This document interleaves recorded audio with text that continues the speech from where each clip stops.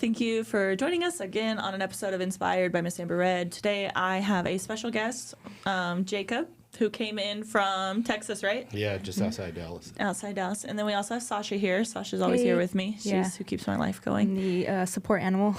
Emotional support animal. No, I'm just kidding. I mean, kind of wrong. Yeah. No, but I love doing these and meeting all the guests, too. I know, I keep saying you're going to be the co-host. It's fucking putting it off on me on this whole introduction thing. Anyways, so today I brought you on because I think our industry has been a shit show lately. Sorry to say it that way, but it has been. Everybody is discouraged. Everybody says they don't have enough time in their lives. Everybody says that basically there's no money to be made. There's all these things, right? First, I wanted to ask him an important question to get this going. Let's break the ice. So, because you do a lot of like motivational and art and no bullshit videos and things like that. So, if this is really important now, if you had to have one like mantra or one like tattooed on your forehead, what would you put there? Do the work. Do the work. Do the work. I knew he was going to say right off the top. Like that. Yeah. Okay. So to give people a little history about like who you are, like what you've done, like some accomplishments. I know you love that, but. I mean, honestly, you've known me for a long time. I've always kind of just gone and did whatever I felt like doing. And my rule is basically, it doesn't matter where you go or what you're doing. The only thing you take with you is you. Mm. So really, you know if you can and know if you can't before you leave. Because you make your mind up. You know, like when you decide you're going to pick up and move to LA, that was a decision you were made, and you went. And whatever happens after that, it isn't good or bad, it's just now. And you have to deal with it. And figure it out. Yeah. Mm-hmm. So I started doing that when I was 17, and it's taken me all over the place. I've worked in tons of different industries. I mean, I remember making up stuff on resumes because I was applying to places that I didn't belong at. But I knew if I got hired, I'd be able to figure it out. Yeah. Mm-hmm. And that's, I think, the thing that most people struggle with. They would rather walk around the pool and like dip their toe in and feel the temperature or whatever. But I could walk around a pool for a half hour. It doesn't make the pool warmer. Yeah. I just wasted swimming time and sunlight because I was too scared to just jump in the pool. And so if you're going to go somewhere and do something, it's in the doing, because that's where all the learning comes from. The planning is just a waste of time and an excuse not to do. And I wouldn't say that I wasn't afraid of anything. I just didn't think that whatever happened was something I wouldn't be able to deal with in the moment. That's a good thing to have, because I feel like a lot of people don't have that mindset or that feeling, you know? I feel like everybody goes into everything with like a plan B, and it drives me fucking bananas because I'm like, you're already talking yourself out of it. Like, I feel like you already think that you can't do it. Yeah. And I keep telling myself, this is not the right way to say this to myself. But I'm always like, I haven't fucked up yet. I'm just going to figure it out along the way. But I'm like, so I probably should reword that because it's probably going to make me fuck up at some point. But maybe not. I don't know, because it's worked out so far. But I mean, even if you do, though, you know how to handle it when it happens. You're pretty good at that. Or figuring it out on the spot. I think I'm good at figuring out stuff on the spot. Yeah. That's what I was saying. It's hard to say that you haven't fucked up. I think, like I was just saying before, no situation you're in is inherently good or bad. It's just now. Mm-hmm. Like if you're short on rent, I'm short on rent. It isn't good or it isn't bad. It's today. Mm-hmm. And I got to figure out how not to be short on rent. Mm-hmm. And there's other people that get hung up on the moment. And that's what paralyzes them. Well, what if this? What if that? What if anything? What if it goes good? Yeah. You know? Yeah. And no one asks, like, what if it goes good? Because that's the ultimate goal. It's not, it's what if it fucks up? What if I go broke? What if I lose my house? You can do that doing anything else, too. That's true. You know? I feel like sometimes the what if it goes good can be just as scary as what if it goes bad. I'm like, oh shit, like now what do we do with this? Yeah, because you're not prepared for that, but you should be. That's where your mind should go initially. I'm guilty of that, of thinking of like the worst first, and then it stops me. So getting out of my own way is like really hard.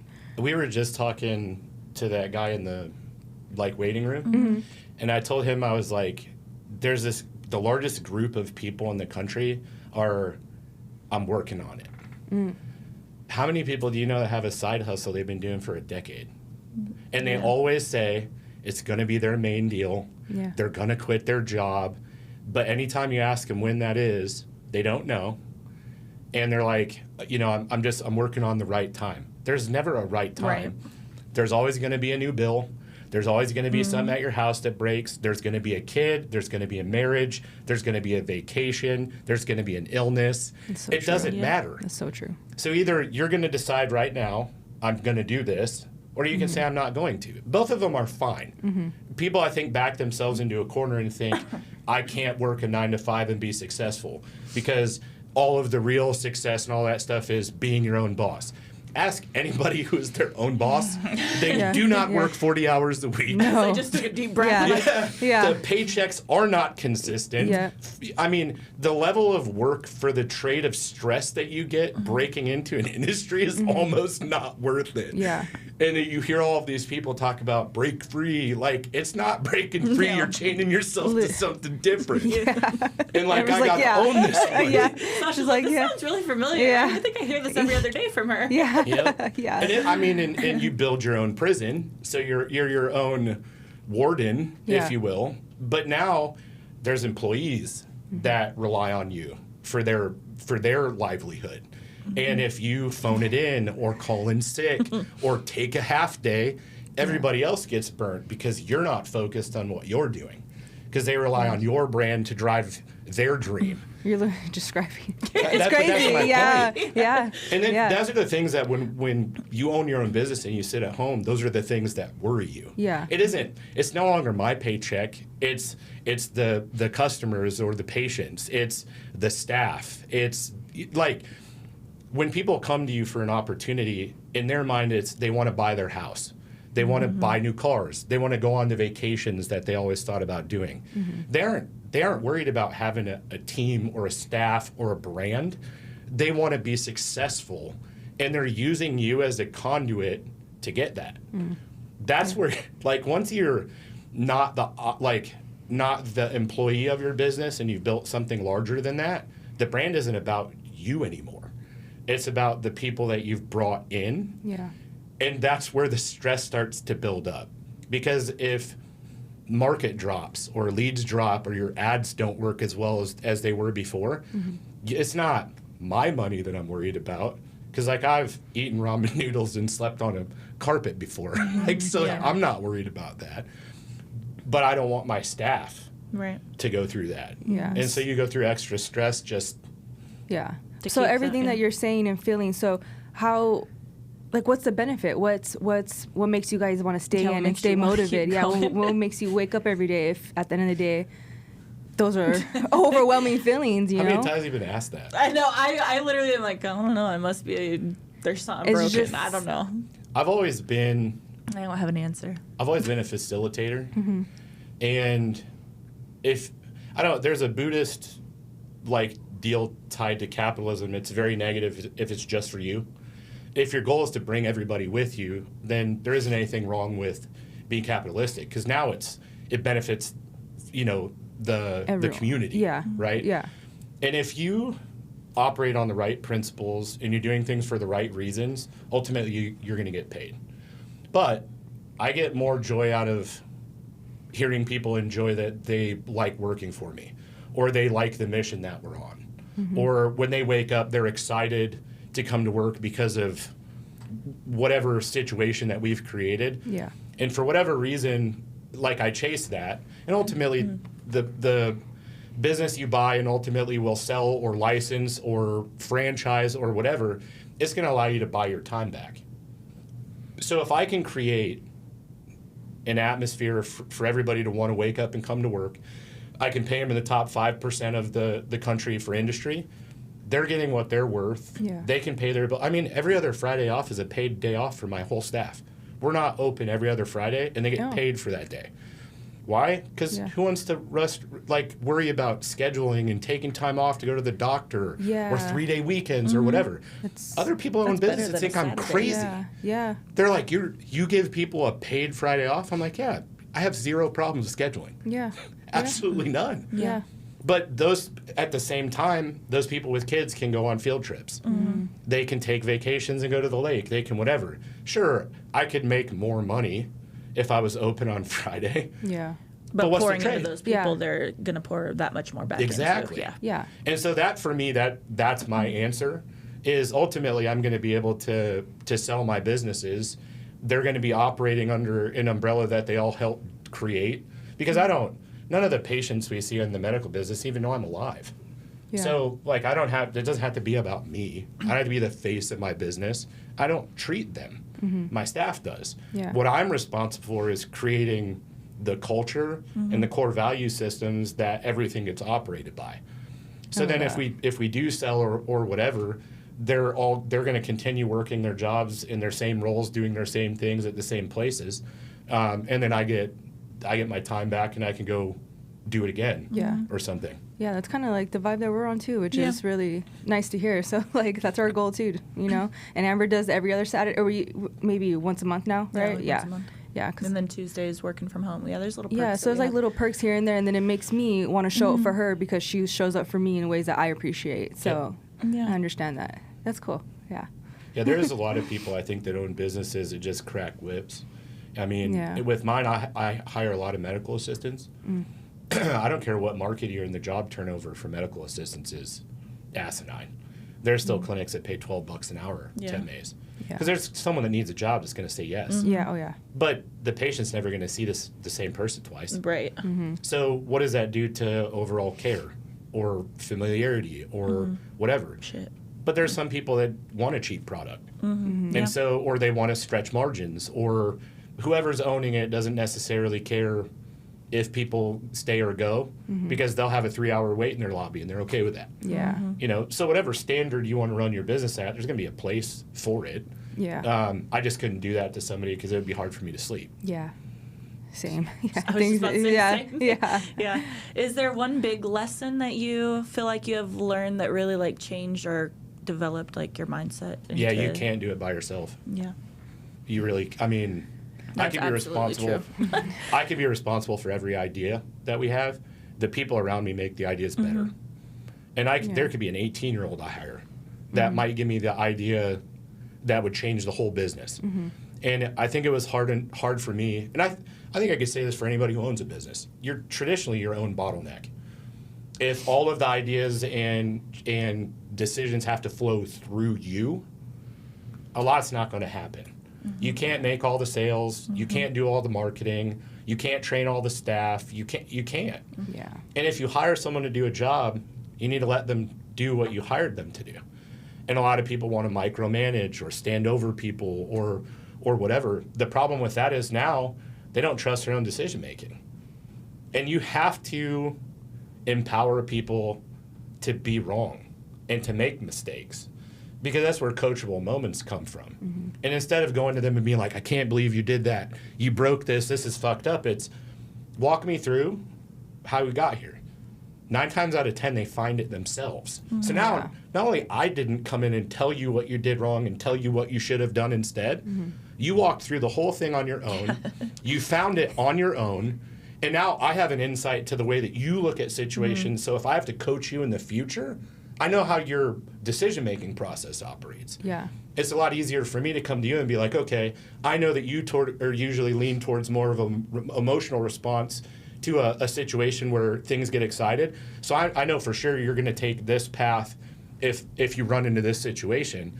Instead of doing that, take a step back, give it 5 seconds, and look at it for what it is. Now I'm not telling them that their way of doing it is stupid. Yeah. I'm not telling them that, whatever. I won't even... If one of my managers does something I wouldn't have done, I don't go over the manager and correct it. I let their decision ride, because if I go over them, they lose all of their credibility with staff. Yeah. So I have to let them. They have to have that one, and in private I have to be like, hey, I would have done this instead next time, and here's why. And they'll be like, okay, I'll do that for next time. But I didn't come in over the top of them and strip them of their authority and reset it, even though I want to. Yeah. Yeah. Yeah. I want to very badly. It's hard about your tongue sometimes. Yeah, but for the longevity of that position, that person, and their authority, it's the same way that they were before they were managers. You have to empower them to make a decision, make a choice, and be wrong. Because you're not perfect either. And you only got to where you are in your business because you let yourself screw up. Yeah. So if you don't let your staff do that, how do they trust their own decision-making processes at work? Yeah. They won't. They'll freeze, and they will wait for you to tell them to do something. You can't scale a business with a bunch of people that sit still. Yeah. No, absolutely. I kind of learned. I've been trying to do that with you sometimes. I'm like, I know. okay, I'm like, just For the handle it, longest just time, handle I'm it. like, Like, Sasha, yeah, just Sasha, do I it. have ideas. Sasha, speak. Then I'm like, ah. Yeah, like, I guess so. The more people you have at your table that are willing to contribute to an idea, the better the final idea is. Yeah. So And how much more you get out of a conversation by just letting others Yeah. talk. I'm like, holy shit, we just figured it out in like 2 seconds, and I've been trying to figure it out in 4 weeks. Yeah, we always like say this is why we talk out loud, because you just something could be driving you crazy in your head, and then you talk to someone, they're like, well, we'll just do this way, and you're like, Yeah. oh, that's how Okay. all the videos in Facebook actually started. So I used to do that, and I used to post them, but they were private. So like I could see my own videos in my car talking about stuff. It's like part of my process. Well, one day when I did it, I didn't mark it just for me and post it. And so shit. someone messaged me like, why don't you do more of this? And I'm like, little do you know. yeah, yeah, And that was how it all started, probably Oh. 2.5, maybe 3 years ago now. Because it was Wow. me, like, I would go on like a rant fest about something I thought was stupid. And like whether or not it was relevant or something I should have even cared Talking about about. or even noticed. Yeah. I would just bitch about it because it would help me with my thought process on the situation itself. yeah. So many people relate to you. You're like, Yeah. oh, I didn't even No. realize that everyone felt the same way. Literally. And it's like when you started, I remember when you first started doing permanent makeup working at that other shop.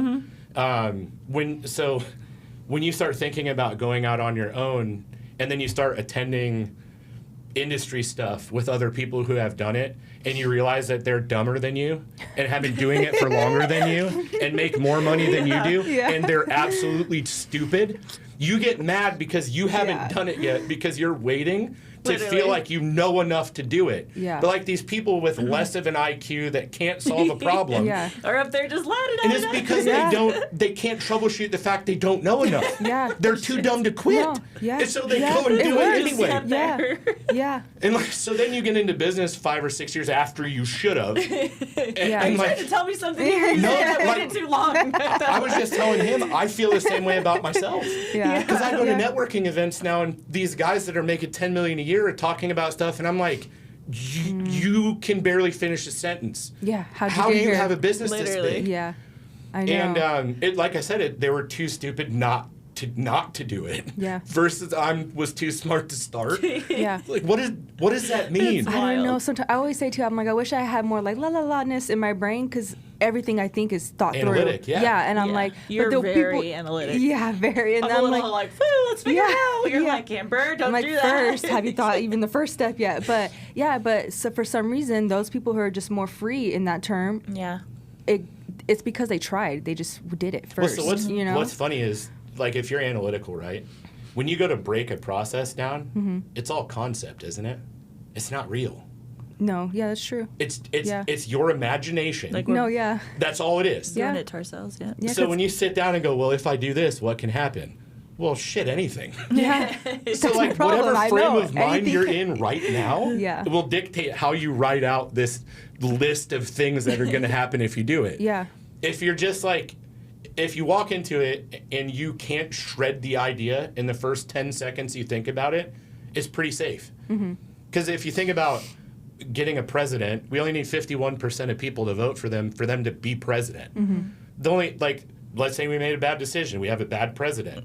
Like, we can pick a different president the next time we have a choice. It's the same thing with what you do in life. If you do nothing, you don't get to the next decision to calibrate for the mistake on the first one.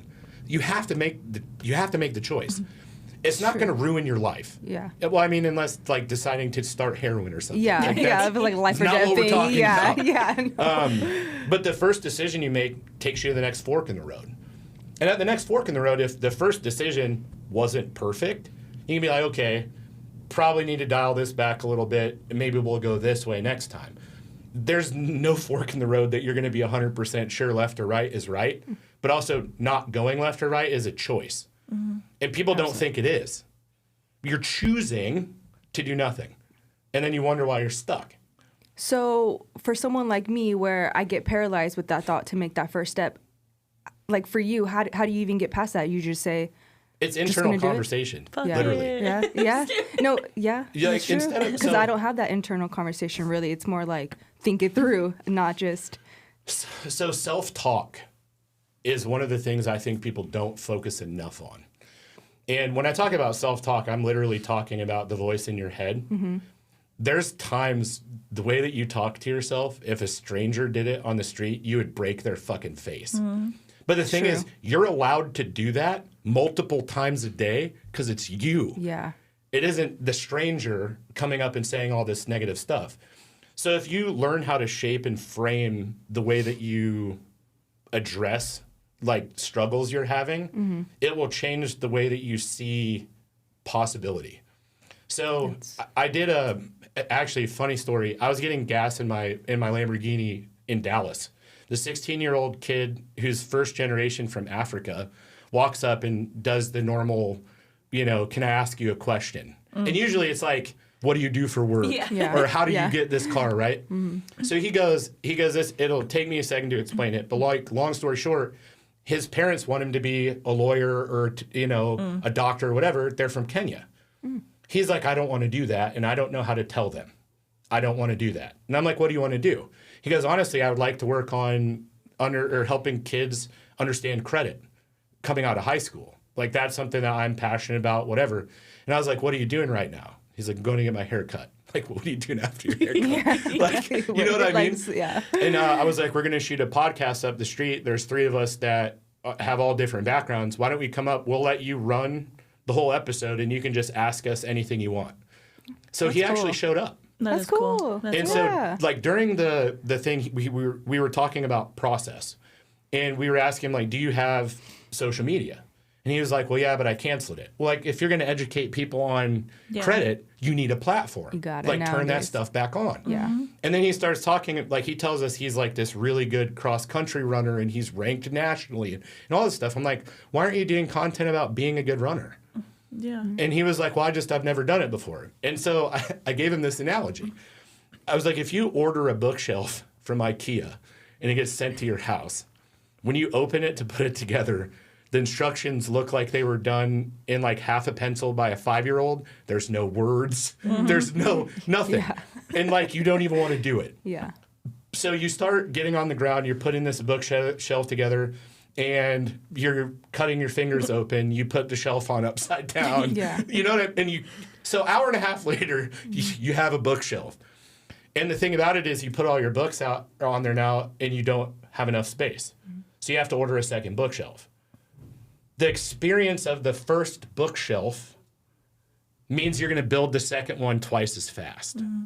And so I was like, if you've never done something before, going and asking somebody how to do it, how do you think they learned it? They did it. So you can't say I don't have a process for this because you've been creating processes since you could crawl.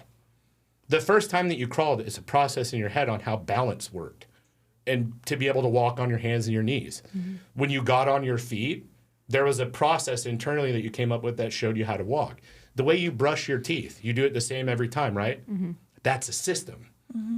So you didn't have a system before you could brush your teeth. Like, when you make a bowl of cereal, is it milk first or is it cereal first? Oh, someone puts milk first. That is weird. Sorry. But I'm just saying, like, I know. however you do it is, and you can explain explicitly why you do it that way. The thing is, like, driving to the grocery store from where you live. You don't go the same route now that you did when you first moved in. You didn't know enough about the traffic patterns. So you've adjusted your system to fit efficiency. That doesn't mean that you're not going to get stuck behind a wreck or something here and there, but statistically, it's still the best way to do it. So that's where most people get frozen, is they don't have a process for it. And that's what goes back to the internal conversation piece. If every time I walk up to something and I don't have a system for it, it's I can't do this, I don't know how, versus what would be the best way to start this? Like, what does the system look like to do this? Where can I get this system from if I can't come up with it? You're saying the same thing. I don't know how to do this. One is very empowered and I'm going to figure it out. And the other one is very, I'm not going to try. This doesn't make any sense. And so when you get stuck in a position like that, instead of talking to yourself about why this is frustrating and why it's hard, it needs to be more about what tools do I need to do this? You know, like listening to you talk, I'm thinking, because when I do have a challenge or something I need to figure out, I do see the steps. Like I do see the steps I need to take, and that doesn't scare me. I think more like, let's say like my website stuff, you know, Amber's pushing me to do more website stuff on my own. And I was telling her like, I don't know, I don't feel like the confidence that I understand the looks or like can make graphics and things like that. Yeah, so I think maybe it's more on the confidence side to take that first step to learn that process. I get paralyzed with that thought. And I don't know if I necessarily say I can't do it, but I kind of just talk myself out of it a little bit. I guess that's kind of saying you can't do it, but I don't know how to get to that, like, hell yeah, I'll create a website. Yeah, I'll create a graphic. You know, I don't know if it's because I'm still in the learning phase of that. But how many things in your life are you like that about? I probably... A lot. Yeah. You just don't have the wall up. Yeah. Because maybe the way that you look at it is it's less important. So you're like, oh, if I do this wrong, this is a career-shattering moment. Yeah. You know how many people have made terrible websites? Yeah. People still pay them to make websites. I always been kind of like mistakes freak me out. At it too, Yeah. Right? Because I'm like, on that note, how many people have we seen who are like... Yeah, and I'm like, I could totally do that, you know, but to just put myself out there to take that first step to learn the process. This is something very simple that I've done with myself my whole life, and I don't know when it started, but somewhere along the line, every single time I've ever had a negative thought, I'm very like aware when a negative thought comes in, and I don't care what positive thought it is, I replace it with a positive thought. It's a rule that I've always had with myself. I don't know if maybe that would help you to like get past it. No, that's a good rule. It's not as good as his analogies. No, I mean that makes sense. For myself, that was like helpful. It's the same thing. Yeah, because I don't backtrack. Like it's like, okay, well, why are you saying that? Now come in with the positive thought.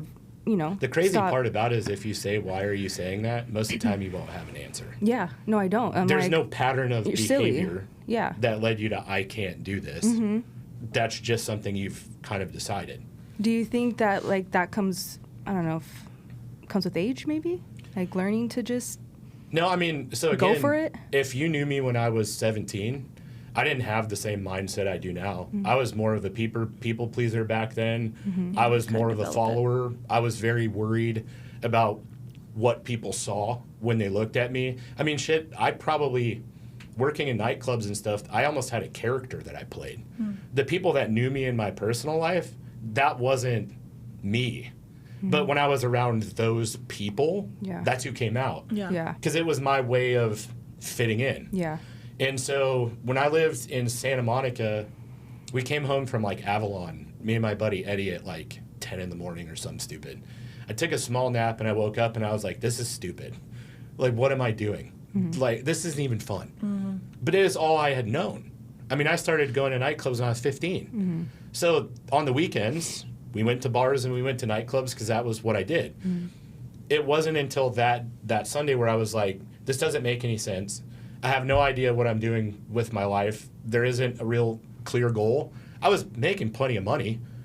There was no end coming. I had no vision, no nothing. From that, like, I actually called both of my parents and apologized for being an asshole when I was younger. You just had a moment, huh? You're like, realization. And then, like, Today's the day.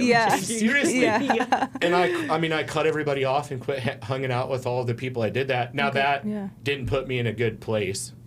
It was very difficult. I mean, because it's a huge change in your life. Yeah. And I would even try and go and do the stuff that we did when we were drinking. You know, like bowling. Bowling is not fun, not drunk. Yeah. I'm paying to throw a ball down a lane as few times as possible, stone sober. What? You're like, what am I doing? Yeah, why am I here?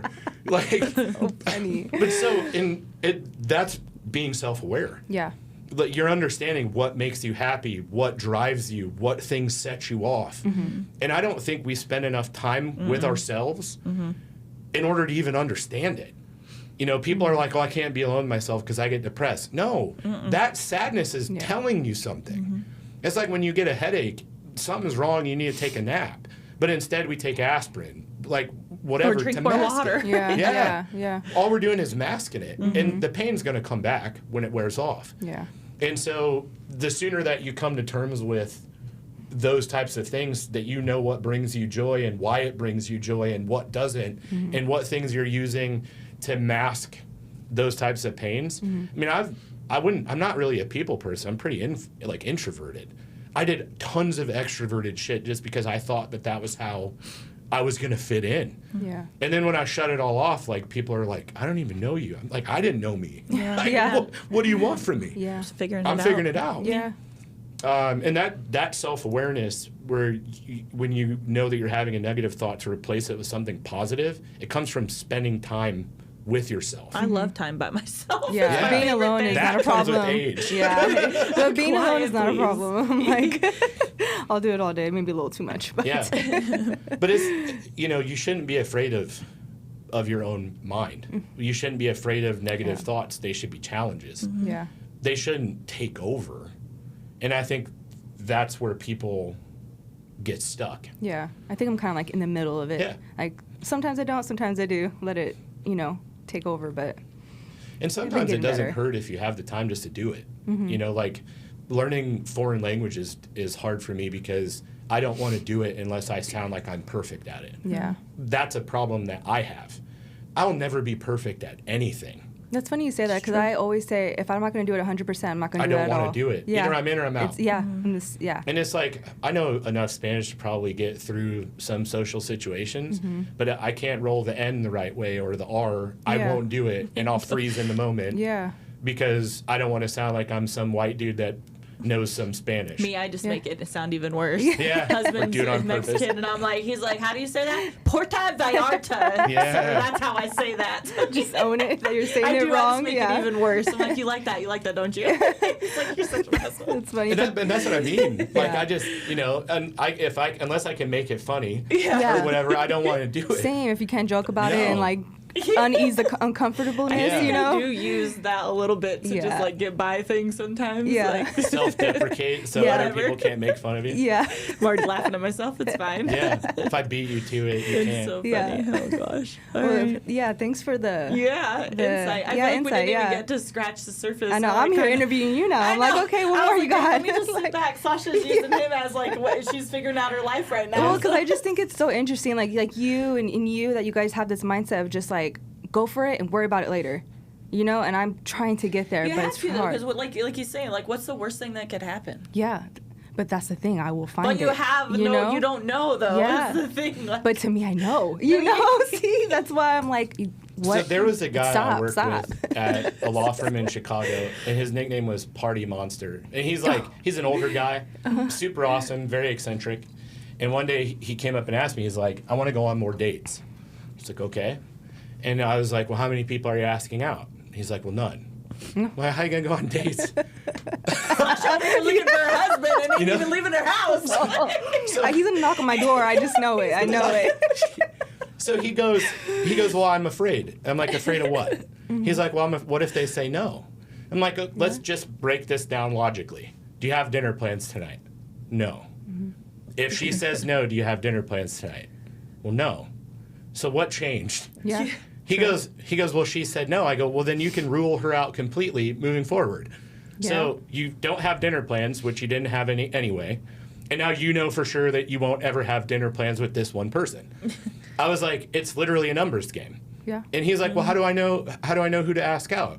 I go, in your brain, you'd be like, oh, I want to get to know that person. Then go and ask them. And he was like, well, that just sounds too simple. I go, because it is. It is. Yeah. It's that simple. Yeah.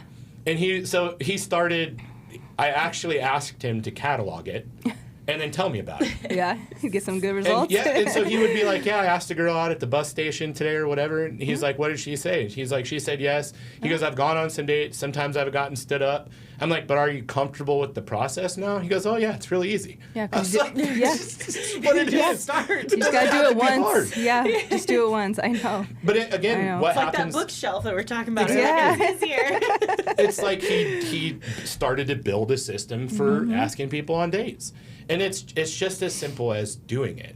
You riding a bike, you wanted to ride a bike really badly, right? And I don't want training wheels. And your parents are like, you probably should have training wheels. You're like, I want anybody to see me with them. So you ride your bike into a bush because you don't have training wheels and you don't know what you're doing. But you did it anyway because you want to learn how to ride a bike. If you want something as badly as you wanted to ride a bike, you just get on the bike. Let's say you decided you're going to try a website thing that you've never done before, and you're just going to make it. Who's going to see it? No one has to see it unless I let them see it, right? Yeah, that's true. But it's, again, like if you're learning how to ride your bike in a back alley, no one saw you run into the bush. You're gonna have to explain all the scratches and shit. But, no one actually saw it. Just in a draft. It's no different. Put in a draft. That's all it is. And you've got people you trust that you could show it to. You know, that aren't the people that would necessarily be your demographic you're trying to sell it to. But at least they're a sounding board or a whiteboard that you can bounce. She has no choice. I'm just going to push her out there and say go. Which is crazy. I've already been doing it a little here and there. Which is crazy because I'm like, I hope a little inspired. You know, it's like I know how to do it. It's just so, I don't know. It's just getting out of my own head. I know I have to stand over you and micromanage your personal growth. No, literally, she does. I'm like, come on, what are we doing here? No, she's pushing me all the time, and I appreciate it. A big personality too. Like she's like, when people say that because I think I'm the quietest person. Well, it depends on if they get you started or not. That's true. That's true. Because I'm the same way. I can stand and lean against the wall and have nothing happen. That's true. But I'll end up getting engaged, and then I wind up with a circle of people around me, and then I'm tired when it's done. Oh yeah, exhausted. Well, so the lesson is go for it. So when you guys are coming back for another episode, you just come back to Vegas because I feel like we have a lot more to talk about. We could probably just call. I could pick your brain all day long, but I know, unfortunately, not enough time. Maybe next time we plan for an hour episode. All right, cool. I'd be down. Do you have any final questions? Honestly, use them while you got it. I'll ask them next time. I'm sure I'll get more. She's gonna have a whole list. Sasha will. She writes. See, I just gotta think it through, but it's okay. Do you have any final thoughts? Any last little bits that you think is like game changing that somebody would be appreciative of knowing? Actually, one of the things I've been talking to, I'm part of like a men's like accountability group, and a lot of the guys that are in the group have had substance abuse issues in the past or even anger problems. And when you're talking about working on stuff like that, and this all kind of tie together for the topic we've been on, is there's a difference between saying that you want something to change and putting activity in it versus deciding that you're not going to do it anymore. And I don't mean to make it like somber with, anger and alcohol, but they're two that people have experience with, so I usually lean into that. If someone tells you they're not going to drink anymore, there's a lot of accountability from everybody around them because they chose this. Versus someone saying, I need to chill out on it, or, I need to reduce it over time, because there are no rules for that. So if there's something that you're trying to change in your life, whether it's fitness, whether it's food, whether it's business related, whether it's alcohol or anger or whatever, make a decision and tell people what your decision was. Make it vocal, because if everybody around you that cares about you knows that you're trying to make these changes, it's very easy for them to hold you accountable to it because they don't have the same demons that you have inside that push you away from it. So if you tell people like, hey, I eat too much Chick-fil-A, like if you see me with it, throw it away. And they will. And it will piss you the fuck off. But they'll do it. So anything that you want to do in life, the first step to anything is actually choosing it, whatever it's going to be. If you have a troubled relationship or a troubled marriage, choose your relationship and then have things in place to hold you accountable to doing that. Living by like loose rules and big boxes that you can kind of bang around in, it's not a commitment to anything. Really all you're doing is convincing yourself that it's okay to keep the behavior set you have because you haven't really committed to a change. Am I explaining that okay? No, yeah, totally. So yeah, that would be my thing to anybody is if you're going to do something or whatever, actually pick it. Yeah. Consciously choose it. This group that you're talking about is like a Facebook group or something that's in person? Or? Yeah, it's it runs on Facebook. Okay. I know that there's a women's one too. I'm obviously not part of that. Yeah. Is this your group or just something you're part of? It's a buddy of mine's. Oh, okay. I'm not really in there as like a paid member. I'm kind of in there because I'm one of the only people that really gives it to people straight. There's a lot of ass slapping and high fiving that goes on in society. Yeah. Oh, yeah. And I'm the person that's like, no. You don't got this fucking stupid, like, back it up. Yeah. And don't get me wrong, there's a time and a place for high fives and stuff, but sometimes you'll have someone that will talk about money problems they're having. And they're like, I got to make this much this year in order to do this, this, and this. And then month one, they were supposed to do 27 grand and they did 3 grand. Yeah. And then, like, they're posting a picture that they're having a family day on Saturday at the beach. And it's like, I'm doing a reset. There is no reset, dude. You don't get to make excuses for that. Yeah. And if your wife doesn't work and you're the breadwinner, your household schedule needs to surround around you. And if you're not able to provide for them, it's going to cause a whole bunch of other problems that are ancillary that you don't need. Yeah. So they're going to have to understand that, dad's got to go out and put flyers on doors and knock on stuff and hit cork boards and make phone calls, and you guys can go to the beach. Yeah. But they don't look at it like that. Everybody else in the group is like, get back after it on Monday. At least you're you trying. didn't get back after it all of January. Yeah. How did you make 10% of goal? Yeah. And you need a reset day? Yeah. Right. Get the fuck out of It's like here. an excuse you tell yourself almost like, I can reset. I'll be fine. You're the buyer Yeah. and the seller in the situation. Yeah. You can sell yourself anything that you fucking want to. We see that all the time. Because you frame it. Yeah. You can frame it in a way that you know that you'll accept it. And that's where the problem starts. And that's why I was saying before, like, if you choose something and you put that out into your network of people, you're not going to have a choice at some point if those people really have your back. Because there's going to be someone like me that's like, no, get the fuck up and do what you're supposed to. Yeah. Because most people don't have that person. They've got the people that want to pat their bat and tell them it's going to be fine. Yeah. The world keeps doing whatever the fuck it's going to do. The world and the universe does not care that you're sad. They don't care that you had a tough week. It's still going to keep coming at you and kicking your ass because it doesn't have breaks. Yep. So you can take a break and then you just hope that the universe will take it easy on you. Still that day. there, and here's more to handle. Yeah. No. You can't run from any of it. No. It doesn't matter what you do. So handle it. So handle it. Handle it.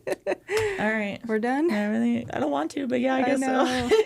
Well, where can they find you on your social media? Instagram? Yeah. Or do you want people to find you? I mean, it's actually been funny because I think I only have like 3,000 friends on Facebook. I have like 6,000 or 6,500 followers. I don't even know where they came from. Yeah, I was looking at mine the other day too. I was like, what the hell? Yeah. 7,500? Who are you people? Yeah. You weirdos? And I see you looking. I'm cool with it. Like if anything I say resonates with anybody at any point, great. Yeah. I don't have a product to sell anybody. I don't have a mastermind. There's no course. Cool. All the stuff that I'm putting out is just in the moment. Yeah. But yeah, it's my first and last name on everything. We'll drop all that info too. Yeah, in the description. Yep. Yeah. All right, guys. You have Tanya's part this time, so get ready for it. Thank you guys for joining us on another episode of Inspired. And Sasha, Like, comment, share, and subscribe. see you guys later.